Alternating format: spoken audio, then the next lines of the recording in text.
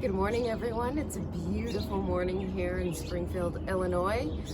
We wanted to show you the garden very quickly and do just a quick tour of the front garden. There's really only one reason I wanted to show you the front garden today, because we're going to pick something. So I just wanted to show that to you. So we're doing this as an excuse. We got here a couple weeks ago and it started to get quite warm.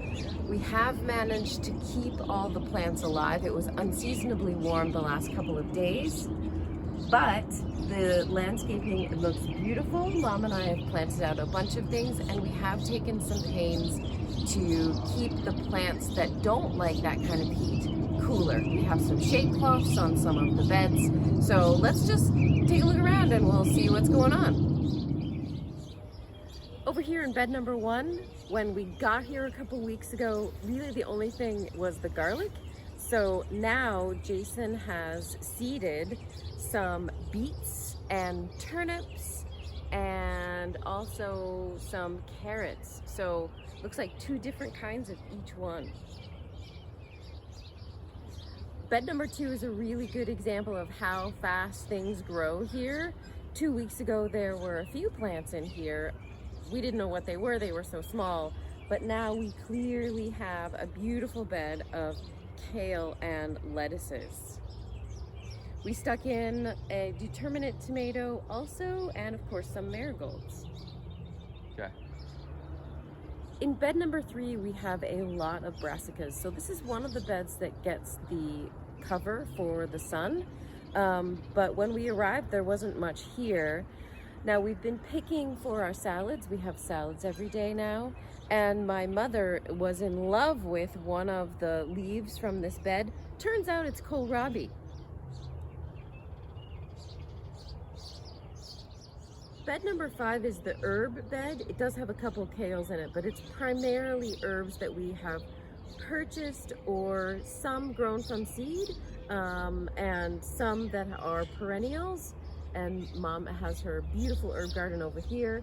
She also has some mint and sage in a pot along this side.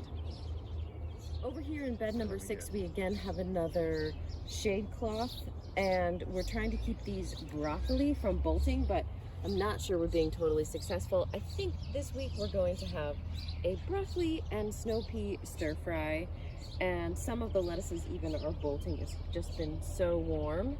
We do also have some beautiful onions in here and a couple of marigolds that are doing quite well. Now, the cool thing that I should show you in this bed are the celery.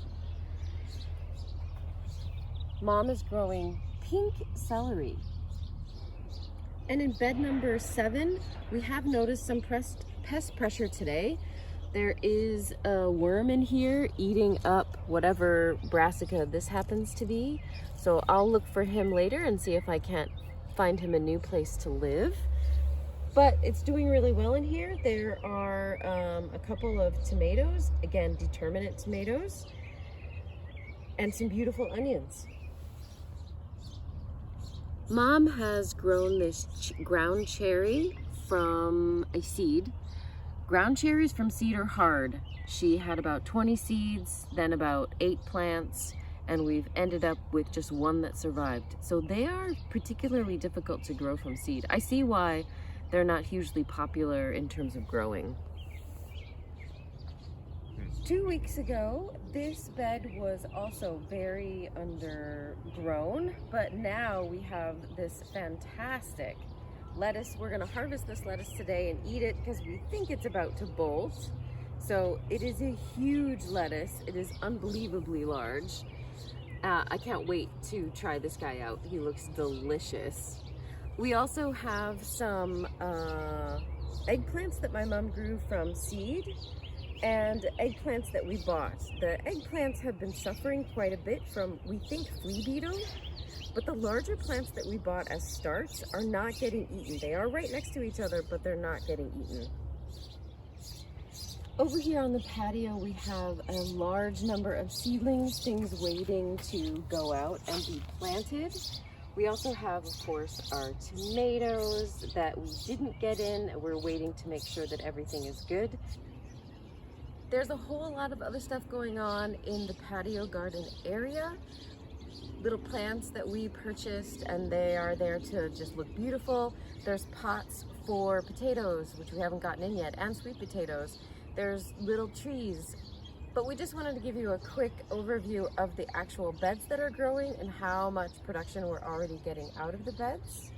So we will definitely return and show you some other things, including the milkweed forest that my mother is growing from volunteer plants from last year. So I hope everybody stays awesome. If you have any questions or comments or suggestions, or you want some more information, just go ahead and ask in the comments and we'll do our best to answer your question.